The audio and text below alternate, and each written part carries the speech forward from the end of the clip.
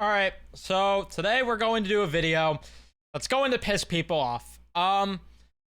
Before I jump into today's topic, just want to give a reminder that I've been giving for the past few videos that I'm on vacation, so unless something huge happens with a big trade with the Rangers, I am not going to be uploaded, and that's why I'm wearing the same clothes as in the past few videos, but let's not waste time about that. Let's get into today's topic. Before we do, leave a like and subscribe if you guys do enjoy this video, and turn on your notifications so you know when I upload or go live on the channel. But we're going to be discussing if it is worth the New York Rangers extending Igor Shesterkin. You might be scratching your head and saying, why wouldn't it be worth it? Why would the Rangers not extend Igor Shesterkin? He's the franchise goalie. He's the backbone of the team. He's everything. He's an elite level goaltender. He's the reason the Rangers win a lot of games. I'm going to answer all the questions, and I'm going to come up with a verdict of my own of if I think the Rangers should pay Igor Shesterkin or not. My opinion before looking at everything, I don't know. Because everything hinges to me on how much Igor Shesterkin wants. Because if he wants anywhere above 9, like 9.5 is probably the max I would go with Igor. If he's asking for anything more than that, I'm sorry, but you probably have to let him walk. I love him, and he's my favorite player, but you'd probably have to let him walk at that point. 9.5, I would consider a slight overpay. 9 million, 8.5 to 9 million, I'd consider fair, and anything under 8.5, I'd consider a bargain for Igor Shesterkin. So why are we having this debate, though? Because Ilya Sorokin got 8.25 million, so you'd assume Igor's going to be in that $8.5 to $9 million ballpark. Well, we're going to go over reasons why it may not be worth the Rangers paying Igor Shesterkin. Let's jump into it. So you guys know the numbers with Igor Shesterkin. I don't think I really need to go too in-depth and too crazy with how good of a goalie he is. But at the same time, I question if he's inconsistent again this year, how much that hurts him on his next contract, which obviously I'm hoping for him to be elite and put up these numbers again, because the Rangers will only go further if he does, which I'm rooting for. But I question if he has these type of numbers again, and these where on the surface, there's a lot more that goes into just him having these numbers, with especially with this 2022-2023 season, because the Rangers were just not good in front of him at times. And then in February, this is where it was really on him. February, Igor Shesterkin was very wildly inconsistent, which we know. We know. But again, we're gonna let's just talk. So this past year, he played 58 games, had a .916 save percentage, which is not the greatest, especially considering the year before, but still not bad.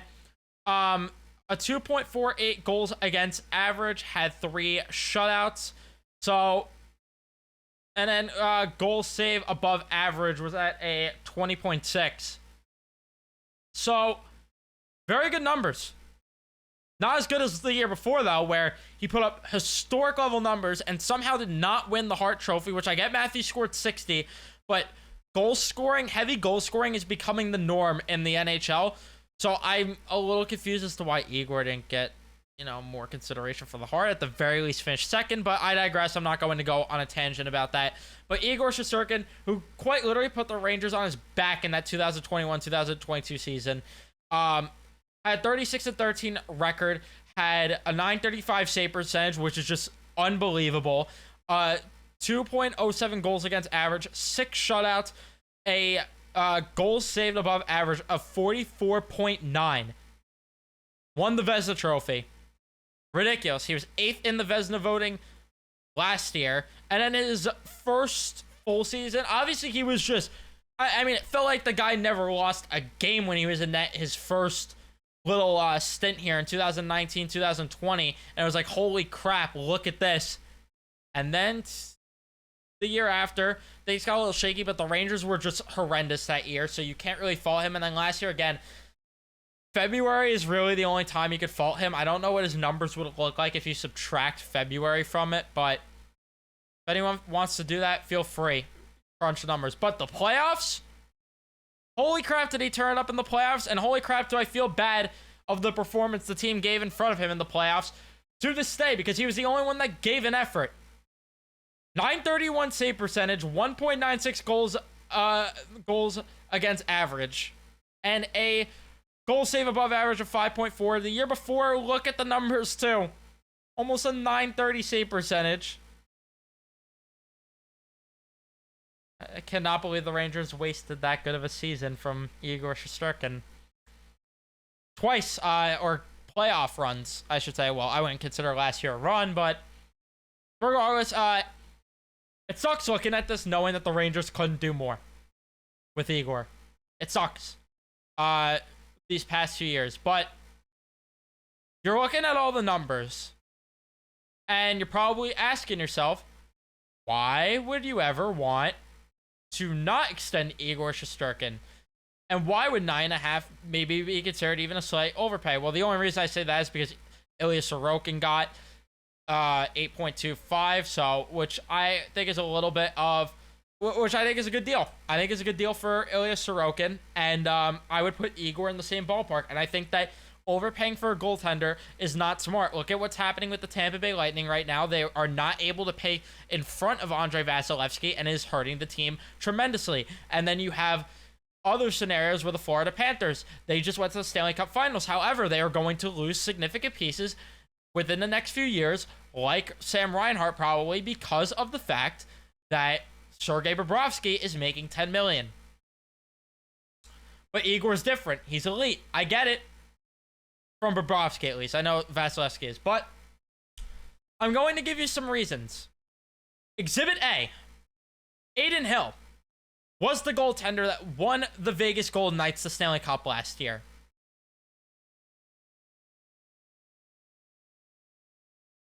Put up relatively similar numbers in the regular season, actually, to Igor Shesterkin, at least with the two base stats. Obviously, the more advanced stats will tell you Igor was far and away better, so I'm not claiming them to be even close. I'm just saying, like, the base two numbers here, which is save percentage and goals against average, which I think is more of a team stat anyway. But save percentage was not far off. But again, the advanced numbers, which is what matters more, which I unfortunately do not have access to right now, would tell you otherwise. Like, even goals saved above average, look at that. Only 8 to Igor's, what, 11.8? A pretty big difference. And he was in the negatives the year before. But this is the guy, he got traded for basically nothing.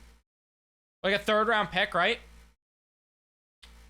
Had a insanity run of a playoffs. Got paid for it. Good for him. But that's the goalie that won a cup last year. Exhibit B. Darcy Kuemper. Put up decent numbers there. But again, how much of that was that Colorado team in front of him? Granted, 25.1 goals saved above average is actually very good. But the other years, I mean, he's not necessarily been otherworldly. So, I mean, Darcy Kuemper. Wait, I want to see the playoff numbers. Did not put up the best. Yeah, didn't even put up good numbers at all. Was playing with, like, have vision through that Stanley Cup run. 902 save percentage. Colorado Avalanche won the Stanley Cup with him. Exhibit C. Jordan Binnington. Historic numbers. And I mean historic numbers when he came in that first year and the Blues won the Cup. Was meh in the playoffs, though. Negative goals saved above average. 914 save percentage. 2.46 goals above average. Just okay numbers. Exhibit D. Braden Holtby. Did not put up great numbers in the regular season for Washington that year. And in the playoffs, put up pretty good numbers. Put up solid numbers.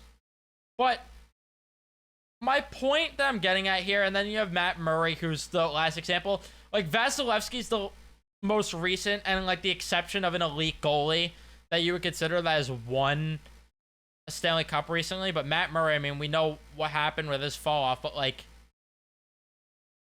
was good the first 2 years in the playoffs. Put up very, very good numbers, but like it seems like you don't need the best goaltender in the world to win a Stanley Cup, and it's just making me question, should the Rangers pay Igor? Because to me, what I'm getting out of this is that the Rangers, or not the Rangers, just in general, goaltenders in the league usually end up getting hot at the right time. And that, with the exception of Kuemper, who had poor numbers, outside of that, it just seems like every goalie got hot at the right time, and then it ended up leading to a Stanley Cup. Granted, Igor Shesterkin could get hot at the right time, and I know he will because he's elite, and he'd put up those numbers, but the question really comes down to, is it worth paying him because of what you could pay the team in front of him?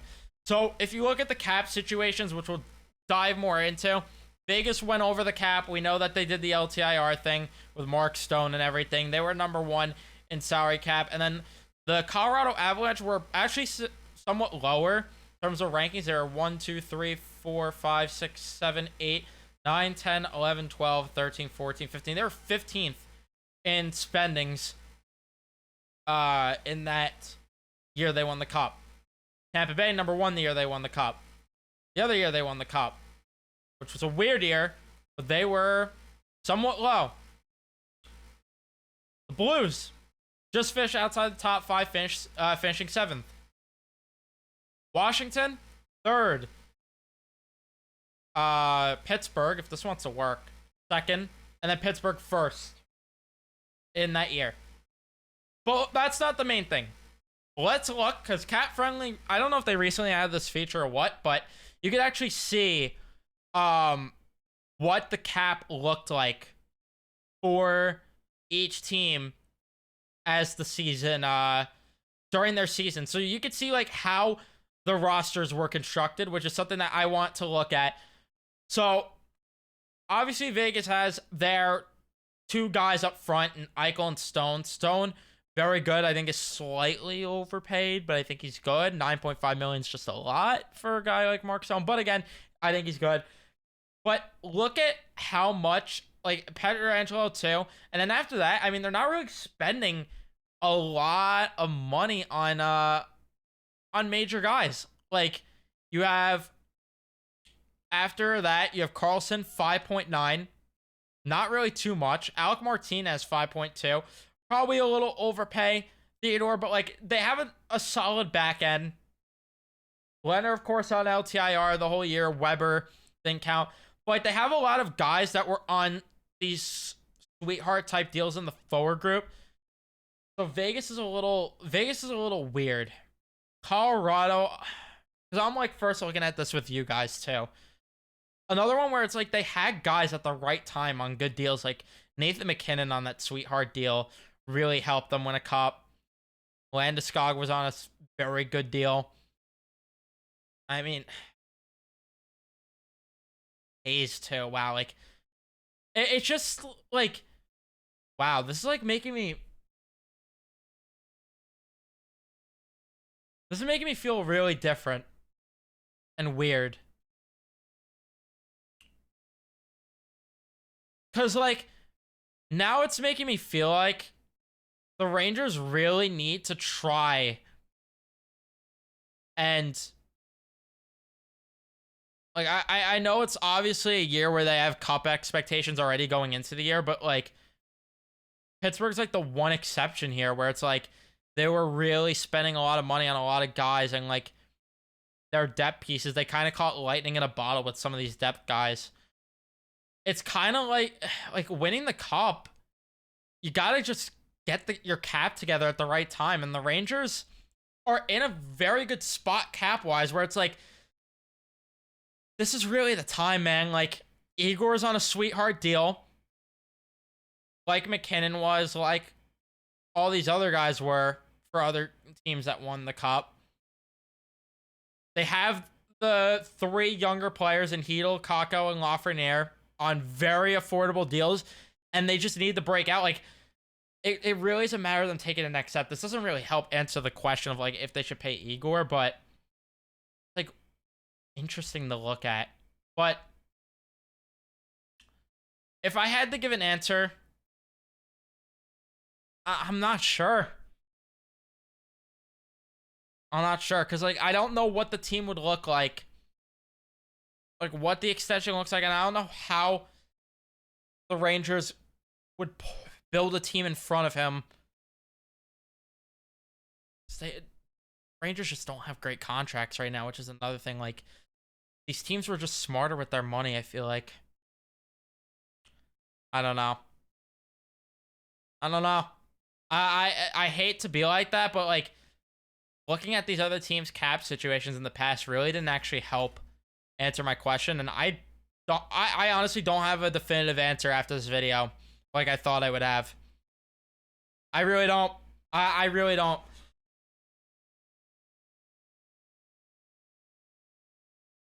All I'll say is that the Rangers really need to take advantage of while Igor Shesterkin's on that sweetheart deal.